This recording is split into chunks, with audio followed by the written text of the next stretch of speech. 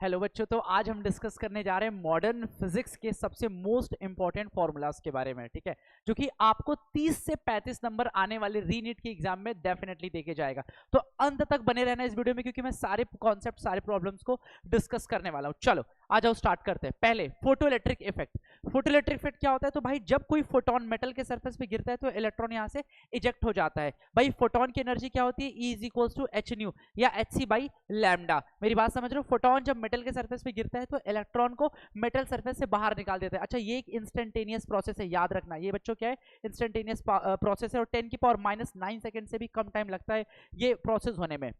अच्छा, photo electric effect जो होता है भाई E लेस देन 5, जब एनर्जी, फोटोन की एनर्जी वर्क फंक्शन से कम होगा तब इलेक्ट्रॉन का इजेक्शन नहीं हो सकता, याद रखना। और जब बराबर होगा तो सिर्फ वाइब्रेशन होगा इलेक्ट्रॉन का, मेरे बच्चों याद रखना। तीसरी बात, जब एनर्जी, फोटोन की एनर्जी वर्क फंक्शन से ज्यादा होगा तब जाकर के इलेक्ट्रॉन यहां से इजेक्ट होगा। मुझे उम्मीद है कि ये बात आपको समझ में आया होगा। बच्चे, फोटो इलेक्ट्रिक इफेक्ट होने के लिए जो फ्रीक्वेंसी होती है, लाइट सोर्स की फ्रीक्वेंसी थ्रेशोल्ड से ज्यादा होनी चाहिए। मेरी बात समझ रहे हो? और जो वेवलेंथ होना चाहिए वो कट ऑफ वेवलेंथ से कम होना चाहिए। आपको ये बात याद रखना है। बराबर क्लियर? मैं बात कर रहा हूं काइनेटिक एनर्जी की। बेटा मैक्सिमम काइनेटिक एनर्जी किसका? इलेक्ट्रॉन का। वो होता है E-5। क्या होता है? E-5, यानी कि फोटोन की energy minus work function. Clear है? यहां पर काइनेटिक एनर्जी मैक्सिमम का एक दूसरा फॉर्मूला है मेरे बच्चे, वो कितना है? H new minus H new not. आपको याद रखना है, जहां पर न्यू क्या है? फ्रीक्वेंसी है लाइट सोर्स की, और न्यू नॉट क्या? थ्रेशोल्ड फ्रीक्वेंसी है। H c by lambda naught और minus h c by lambda minus h c by lambda naught. आपको ये भी फॉर्मूला बच्चे याद रखना है। मेरी बात समझ रहे हो? जहां पर लैम्डा वेवलेंथ है और lambda naught cut off wavelength है। आगे चलते हैं बेटा। ठीक है, ये ग्राफ की बात करेंगे बच्चों। काइनेटिक एनर्जी मैक्सिमम और फ्रीक्वेंसी के बीच में जो ग्राफ बनेगा ना, वो ग्राफ बनेगा स्ट्रेट लाइन। कैसा बनेगा? Straight line. लेकिन हाँ, ओरिजिन से पास नहीं करेगा, क्योंकि इसका इक्वेशन होता है बच्चों काइनेटिक एनर्जी बराबर एच न्यू माइनस 5। मेरी बात समझे? यानी कि ग्राफ स्ट्रेट लाइन बनेगा, लेकिन वर्क फंक्शन क्या होगा? मतलब जो इंटरसेप्ट होगा वो निगेटिव होगा, विच इज -5। बराबर क्लियर? इंटरसेप्ट क्या होगा? -5, और स्लोप क्या हो जाएगा? h। क्लियर है मेरी बात? दूसरी बात सुनेंगे बच्चों। काइनेटिक एनर्जी और 1 बाई वेवलेंथ में ग्राफ कैसा बनेगा? अगेन स्ट्रेट लाइन बनेगा। कैसा बनेगा? स्ट्रेट लाइन बनेगा। कैसा बनेगा? स्ट्रेट लाइन बनेगा। और उसका स्लोप क्या होगा? H c. क्योंकि बेटा इसका जो फॉर्मूला बनता है वो क्या बनता है? एच सी बाई लैम्डा और -5 बन जाता है। क्लियर है मेरी बात? तो एच सी बाई लैम्डा -5, तो काइनेटिक एनर्जी और 1 बाई लैम्डा में ग्राफ स्ट्रेट लाइन बनेगा। इंटरसेप्ट होगा -5 और स्लोप हो जाएगा h इंटू सी। क्लियर है? काइनेटिक एनर्जी मैक्सिमम और वेवलेंथ में ग्राफ कैसा बनेगा? तो रेक्टेंगुलर हाइपरबोला बनेगा, क्योंकि काइनेटिक एनर्जी लैम्डा की क्या? इनवर्सली प्रोपोर्शनल है। मेरी बात समझ रहे हो बच्चों? काइनेटिक एनर्जी लैम्डा क्या है? Inversely proportional. एक मोस्ट इंपॉर्टेंट ग्राफ जो कि नीट में पूछा रहता है और आता जरूर है, इंटेंसिटी और फोटो करंट। बेटा इंटेंसिटी, लाइट सोर्स की इंटेंसिटी जितना ज्यादा बढ़ाओगे उतना ही ज्यादा नंबर ऑफ फोटॉन्स बढ़ेंगे, और जितना ज्यादा नंबर ऑफ फोटॉन्स बढ़ेंगे उतना ही ज्यादा मेटल सरफेस से टकराएंगे, इलेक्ट्रॉन को बाहर निकालेंगे। और बेटा जितना इलेक्ट्रॉन बाहर निकलेगा उतना ही करंट पैदा होगा। तो intensity is directly proportional to photo current. तो मुझे उम्मीद है कि आपको ये बात समझ आया होगा। नेक्स्ट बात करेंगे, हम बात करेंगे डुअल नेचर की। वाह वाह, क्या बात है! डुअल नेचर की हम बात करेंगे बच्चों। किसकी बात करेंगे? डुअल नेचर की बात करेंगे। डुअल नेचर में क्या होता है? Lambda, de Broglie hypothesis. Einstein ने बोला E बराबर mc स्क्वायर, और मैक्स प्लैंक ने बोला E बराबर एच न्यू। दोनों को बैलेंस किया तो ये भाई साहब आता है। तो डी ब्रोगली ने बोला कि लैम्डा होता है h बाई पी। याद रखना बच्चों, जब सवाल में मोमेंटम दिया रहेगा तो लैम्डा बना दोगे h बाई पी। दूसरा, सवाल में वेलोसिटी दिया रहेगा, मास दिया रहेगा, तो h अपॉन एम वी कर देना। मेरी बात समझ रहे हो? अगर क्वेश्चन में काइनेटिक एनर्जी की बात करेगा तो h बाई √2m के कर देना। ठीक है, h बाई √2m के कर देना। क्लियर है? सवाल में पोटेंशियल दिया रहेगा तो h by √2m Q we कर देना। क्यू चार्ज है, v पोटेंशियल है। अगर सवाल में टेम्परेचर दिया रहेगा मेरे बच्चे, तो lambda equals to h by √3m KBT कर देना। आपका सवाल बन जाएगा। मेरी बात समझे? अगर बात करेगा इलेक्ट्रॉन की, अगर बात करेगा इलेक्ट्रॉन के डी ब्रोगली वेवलेंथ की, तो √150 by v in volt angstrom. याद रखना, आता है, आएगा, फिक्स है। v पोटेंशियल इलेक्ट्रॉन को तो √150 बटे v इन वोल्ट एंगस्ट्रॉम। इसी को सॉल्व करके ये भी आ सकता है 12.27 अपॉन √v इन वोल्ट एंगस्ट्रॉम। इलेक्ट्रॉन का डी ब्रोगली वेवलेंथ को बाई हार्ट कर लो, आ रहा है इस बार यूनिट में। प्रोटॉन के लिए डी ब्रोगली वेवलेंथ कितना होता है बच्चे? तो 0.286 अपॉन √v इन वोल्ट एंगस्ट्रॉम। ये भी याद रखना है बच्चे। अल्फा के लिए और ड्यूट्रॉन के लिए बच्चे याद रखना है। अल्फा के लिए क्या होता है? 0.202 अपॉन √v इन वोल्ट एंगस्ट्रॉम, और ड्यूट्रॉन के लिए क्या होता है? 0.101 by √v in volt angstrom. मेरे बच्चे आपको ये पॉइंट्स बिल्कुल याद रखना है। ये चार्ट को एकदम बाय हार्ट कर लो। मेरी बात समझे? इस चार्ट का स्क्रीनशॉट ले लो और इसे अच्छे तरीके से याद रखना, क्योंकि सवाल फंसेंगे यहाँ से। ठीक है, ग्राफ की बात करते हैं, लैम्डा और पी यानी कि डी ब्रॉगली वेवलेंथ और मोमेंटम एक दूसरे से इनवर्सली प्रोपोर्शनल है, तो ग्राफ कैसे बनेगा, rectangular hyperbola. De Broglie wavelength और वेलोसिटी आपस में इनवर्सली प्रोपोर्शनल है, तो कैसा बनेगा, रेक्टेंगुलर हाइपरबोला। लैम्डा और रूट बी में भी ग्राफ कैसा बनेगा, रेक्टेंगुलर हाइपरबोला। लैम्डा और टी में ग्राफ कैसा बनेगा बच्चों, रेक्टेंगुलर हाइपरबोला। ये सारे ग्राफ एकदम आसान है और आसानी से याद रख सकते हो कि भाई ग्राफ कैसा बनेगा, रेक्टेंगुलर हाइपरबोला। बहुत बढ़िया, जबरदस्त। अब बेटा इलेक्ट्रॉन, इसमें भी न्यूमेरिकल नीट में आ चुका है और हो सकता है किस्मत लड़ गई तो आ गया वापस से। इलेक्ट्रॉन का डी ब्रॉगली वेवलेंथ होता है h/√2me, क्लियर है। फोटोन का क्या होता है, hc/e, वेवलेंथ जो है hc/e होता है, दोनों को डिवाइड किया तो 1/c√e/2m मिला, 1/c√e/2m मिला। हमें याद रखना है, हमें इसको अच्छे तरीके से याद रखना है। अगली बात, अगर सवाल में कोई न्यूमेरिकल आता है जिसमें बोलता है कि for same momentum, same velocity, same kinetic energy या सेम पोटेंशियल, कुछ भी ऐसा देगा ना, तो प्रोटॉन के लिए चार्ज क्यू लोगे, मास m लोगे। ड्यूट्रॉन के लिए चार्ज क्यू लोगे, मास 2m लोगे। अल्फा के लिए चार्ज 2q लोगे, मास 4m लोगे। मेरी बात समझ रहे हो, ये बात आपको बच्चे याद रखना है ना, इसका यूज होता है एग्जाम में, ठीक है, बहुत बढ़िया। एटम की बात करते हैं भाई। रदरफोर्ड ने बोला कि जब कोई अल्फा पार्टिकल को गोल्ड फॉइल पे बम्बार्टमेंट कराओगे तो अपने पास से क्या हो जाएगा, डेविएट हो जाएगा, कुछ सीधा निकल जाएगा, कुछ डेविएट हो जाएगा, कुछ टकरा करके वापस आ जाएगा, बस यही बात मैंने बोला है। तो मैंने बोला कि number of deviated alpha particle, बच्चों number of deviated alpha particle, number of deviated alpha particle sine के पावर 4 θ/2 के इनवर्सली प्रोपोर्शनल है, याद रखना। Number of deviated alpha particle sine के पावर 4 θ/2 के इनवर्सली प्रोपोर्शनल होता है, यानी एन थीटा और थीटा में ग्राफ कैसा बनेगा, रेक्टेंगुलर हाइपरबोला। कैसे बनेगा मेरे बच्चों, rectangular hyperbola. This is most important point, distance of closest approach. बच्चों डिस्टेंस ऑफ क्लोजेस्ट अप्रोच का फॉर्मूला याद करने से पहले बस एक चीज याद कर लेना, कोई भी न्यूमेरिकल अगर आएगा इलेक्ट्रोस्टैट से भी रिलेटेड कि भाई उसमें डिस्टेंस ऑफ क्लोजेस्ट अप्रोच बताना है, तो बस काइनेटिक एनर्जी को पोटेंशियल एनर्जी के बराबर कर देना। काइनेटिक एनर्जी मतलब हाफ mv² और पोटेंशियल एनर्जी जो होता है चार्ज के केस में 1/4πε0 q1 q2 अपॉन में डिस्टेंस d। अब q1 q2 को कुछ भी ले सकते हो, यहाँ पे q1 क्या है, अल्फा पार्टिकल 2e और न्यूक्लियस का चार्ज है Zd, तो ये मैंने सॉल्व करके यहाँ पर Zd² अपॉन πε0 mv² निकाला है, आप सॉल्व करके निकाल सकते हो। एक होता है डिस्टेंस ऑफ क्लोजेस्ट अप्रोच, ये हो गया। एक होता है इम्पैक्ट पैरामीटर। मेरे बच्चे इम्पैक्ट पैरामीटर क्या होता है, तो जब कोई अल्फा पार्टिकल सीधा जा रहा होता है तो इलेक्ट्रोस्टैटिक रिपल्जन की वजह से अपने पाथ से मुड़ जाता है, तो लीनियरली जितना मुड़ा उसी को बोलते हैं इम्पैक्ट पैरामीटर। मेरी बात समझिए, लीनियरली जितना मुड़ा उसी को बोलेंगे इम्पैक्ट पैरामीटर। मेरी बात समझ रहे हो, तो इम्पैक्ट पैरामीटर का फॉर्मूला आ गया ये Zd² cot θ/2 अपॉन πε0 mv²। बच्चों फॉर्मूला याद रखो, नंबर लॉक करो, फॉर्मूला याद रखो, नंबर लॉक करो, Zd² cot θ/2 अपॉन πε0 mv²। चलो बहुत बढ़िया, जबरदस्त जबरदस्त। आगे देखो क्या बात है, जबरदस्त। यहाँ पे कुछ फॉर्मूलाज, बेहतरीन फॉर्मूलाज।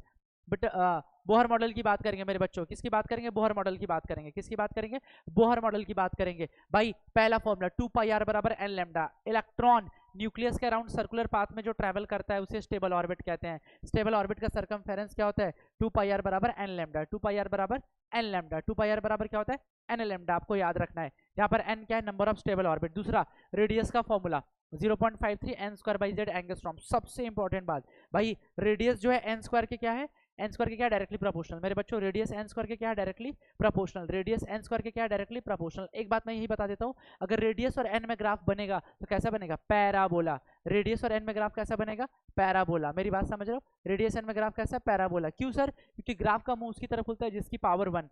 क्लियर है। वेलोसिटी की बात करते हैं, वेलोसिटी की बात करते हैं। वेलोसिटी है c/137 z/n। यहाँ पे c क्या है, स्पीड ऑफ लाइट है, स्पीड ऑफ लाइट है। लेकिन सबसे खास बात मेरे बच्चों, स्पीड जो होता है n के इनवर्सली प्रोपोर्शनल है। मेरी बात समझ गए, जो स्पीड है इलेक्ट्रॉन की वेलोसिटी वो n के क्या है, इनवर्सली प्रोपोर्शनल है। बहुत बढ़िया। टाइम पीरियड की बात करते हैं। टाइम पीरियड जो होगा, टाइम पीरियड क्या होता है भाई, अगर कोई पार्टिकल सर्कुलर मोशन करता है तो टाइम पीरियड होता है 2πr/v, डिस्टेंस अपॉन स्पीड। तो यहाँ पे सॉल्व करके आता है क्या, t प्रोपोर्शनल टू n का cube, t proportional to n का cube, t proportional to n का क्यूब। क्लियर है, बहुत बढ़िया। फ्रीक्वेंसी, फ्रीक्वेंसी जो होता है बच्चों 1/टाइम पीरियड होता है, यानी n क्यूब के इनवर्सली प्रोपोर्शनल है। आपको याद रखना है बच्चे, करंट भी फ्रीक्वेंसी के डायरेक्टली प्रोपोर्शनल होता है, यानी n की पावर -3 के ये भी प्रोपोर्शनल हो गया, आपको याद रखना है। मैग्नेटिक फील्ड भाई साहब क्या बात है, मैग्नेटिक फील्ड का मैंने डायरेक्ट दे दिया, n⁻⁵ के डायरेक्टली प्रोपोर्शनल या n⁵ के इनवर्सली प्रोपोर्शनल। μ0I/2r से सॉल्व करके निकाल सकते हो, लेकिन क्योंकि नीट देने जा रहा है हमें फॉर्मूला याद होना चाहिए। मैग्नेटिक मोमेंट मेरे बच्चों, मैग्नेटिक मोमेंट n के डायरेक्टली प्रोपोर्शनल होता है। मैग्नेटिक मोमेंट n के क्या होता है, डायरेक्टली प्रोपोर्शनल। याद रखना, मैग्नेटिक मोमेंट n के डायरेक्टली प्रोपोर्शनल होता है। बहुत बढ़िया, बहुत बढ़िया, जबरदस्त। आगे देखते हैं, काइनेटिक एनर्जी। मेरे बच्चों इसको अपने दिमाग में लॉक कर लो, काइनेटिक एनर्जी क्या होता है Ze² upon 8 pi epsilon naught Rn, Ze² upon 8 pi epsilon naught Rn। Potential energy क्या होता है minus Ze² upon 4 pi epsilon naught Rn। Ratio पूछता है, इसको लॉक कर लो, अभी लॉक कर लो। Total energy minus Ze² upon 8 pi epsilon naught Rn का रेशियो पूछता है, आपको आना चाहिए बेटा। टोटल एनर्जी जो होता है, टोटल एनर्जी ये कितना होता है n² के inversely proportional. Total energy, kinetic potential सब जो होता है बच्चों n² के इनवर्सली प्रोपोर्शनल होता है, याद रखना इस बात को। एनर्जी में जो चेंज आता है ना 13.6 Z² 1/n1² minus 1/n2² electron volt. बेटा ये एनर्जी का फॉर्मूला है, किसका फॉर्मूला है, एनर्जी का फॉर्मूला है। कभी कभी इसी एनर्जी के फॉर्मूले में आपको hc/λ से कंपेयर करने भी बोल लेगा, तो आप यहाँ से लैम्डा या फ्रीक्वेंसी आप निकाल सकते हो। चलो जबरदस्त, बहुत बढ़िया। इसको आप 2 से 3 बार देखेंगे तो आपको बेहतर ढंग से क्लियर हो जाएगा। बेटा न्यूक्लियस की बात करेंगे, न्यूक्लियाई की बात करेंगे। भाई ऐसा है, न्यूक्लियस में होता है प्रोटॉन और न्यूट्रॉन, जिस फोर्स से बंधे होते हैं उनको बोलते हैं न्यूक्लियर फोर्स। मेरी बात समझ गए भाई? Nuclear force acting between proton and neutron, किसके बीच में एक्ट करता है बेटा? प्रोटॉन और न्यूट्रॉन के बीच में एक्ट करता है, ठीक है ना। न्यूक्लियर फोर्स भाई साहब चार्ज इंडिपेंडेंट, इस बार नीट में पूछा था स्टेटमेंट में, फिर से आ सकता है, गारंटी है कि आ सकता है। Nuclear force is charge independent, nuclear force is spin dependent. मेरी बात समझ गए? Nuclear force is spin dependent, nuclear force is short range force. बच्चों ये शॉर्ट रेंज फोर्स के लिए होता है ना, ये शॉर्ट रेंज में वर्क करता है। Nuclear force is non central force in nature. बेटा क्या होता है nuclear force? Non central force होता है। क्लियर है बेटा? सबसे इंपॉर्टेंट, आ जाओ सबसे इंपॉर्टेंट करते हैं भाई, न्यूक्लियस का रेडियस। रेडियस जो होता है r0 a की पावर 1/3। बच्चों r0 जो होता है 1.2 फर्मी। बेटा एक फर्मी जो होता है 10 की पावर -15 मीटर के बराबर होता है। सबसे इंपॉर्टेंट बात कि रेडियस जो होता है एटॉमिक मास के पावर 1/3 के प्रोपोर्शनल होता है। क्लियर है? जबरदस्त। वॉल्यूम बेटा r³ के प्रोपोर्शनल होता है, तो वॉल्यूम जो है 3 से 3 कटेगा तो a के प्रोपोर्शनल हो जाएगा।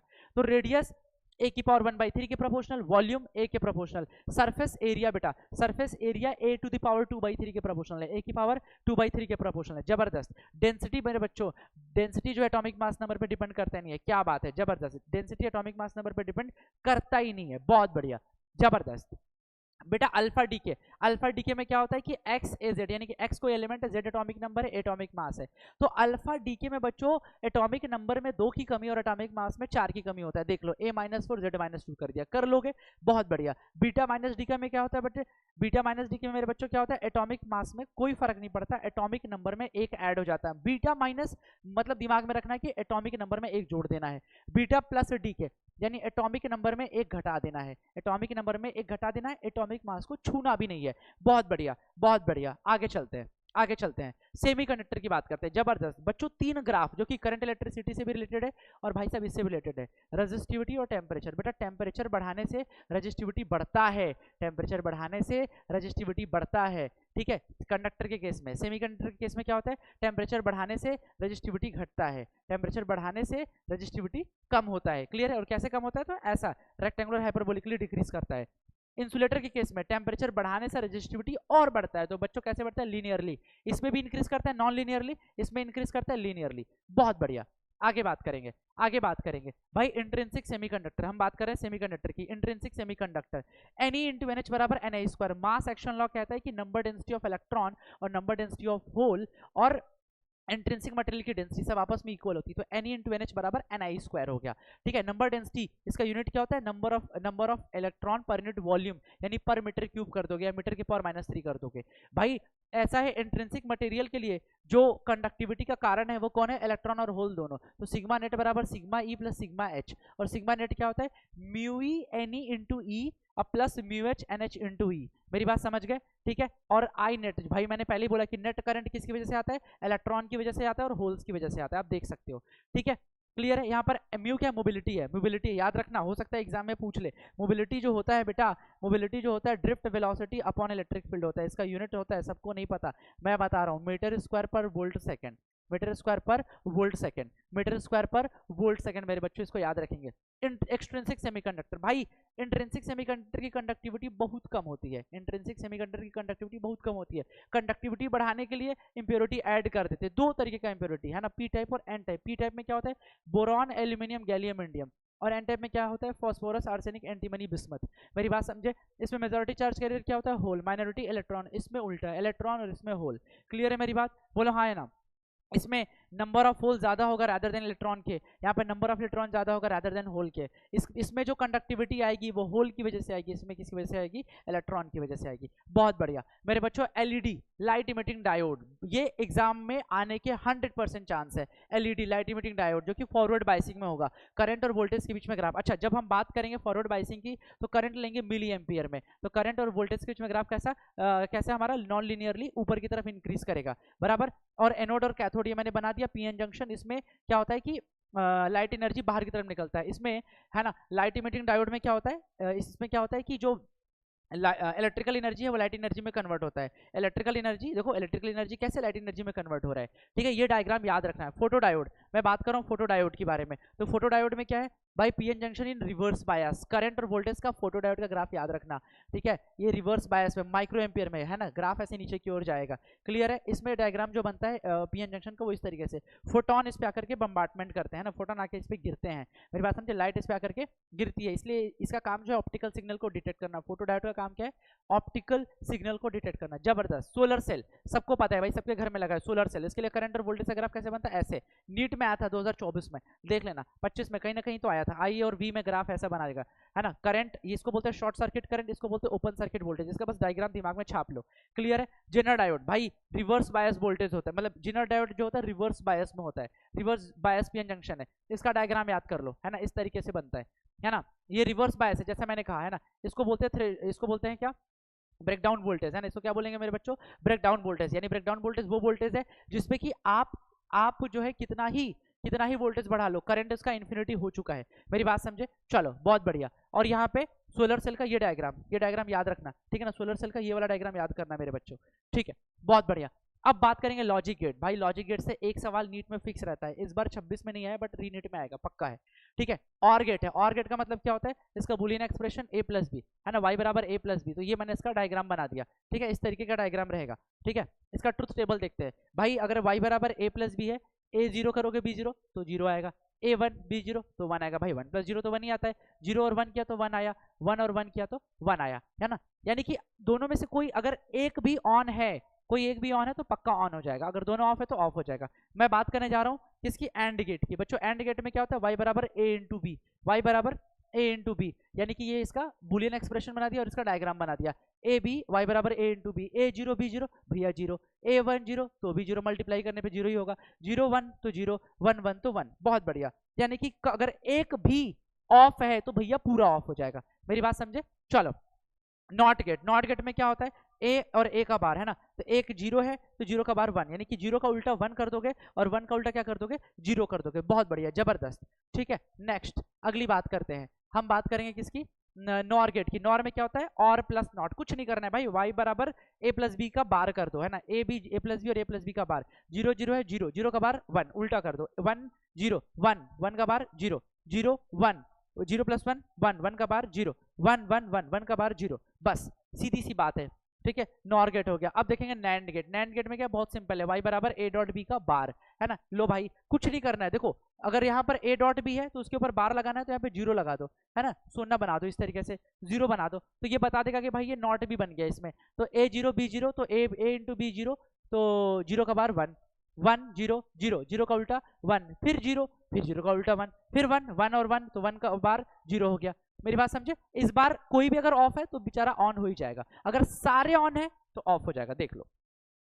Next last De Morgan's law. De Morgan's law क्या कहता है भाई, बहुत इंपॉर्टेंट है भाई, नीट में इसकी जरूरत पड़ती है। ए प्लस बी का बार क्या होता है, ए का बार डॉट बी का बार, ए का बार डॉट बी का बार, ए डॉट बी का बार क्या होता है, ए का बार प्लस बी का बार, बस इसको बाइफरकेट कर देना है। ए का डबल बार मतलब ए का बार प्लस बी का बार का पूरा बार क्या हो जाएगा, A double bar dot B double bar. और मेरे बच्चों ए डबल बार क्या होता है, ए, बी डबल बार क्या होता है, B, A bar dot B bar का पूरा बार क्या होता है, A double bar plus B double bar, A double bar क्या होता है, A, B double bar B, plus कर दो, 1 प्लस कुछ भी लोगे बेटा 1 ही मिलेगा, a plus A B C कुछ भी करोगे तो a मिलेगा, क्योंकि a कॉमन करोगे तो 1 प्लस समथिंग तो आपको a दे देगा। a डॉट a का बार, भाई a 1 है और a का बार 0, तो 1 इंटू 0 तो 0 ही होगा ना भाई, तो ये 0 हो गया। और a प्लस a का बार क्या हो गया, 1 होता है, क्योंकि a को अगर 1 लोगे और a बार को 0 तो हमेशा क्या मिलेगा आपको, 1 ही मिलने वाला है, ठीक है। चलो थैंक यू सो मच, है ना। आप चैनल को लाइक करें, सब्सक्राइब करें और ज्यादा से ज्यादा दोस्तों में शेयर करें, है ना।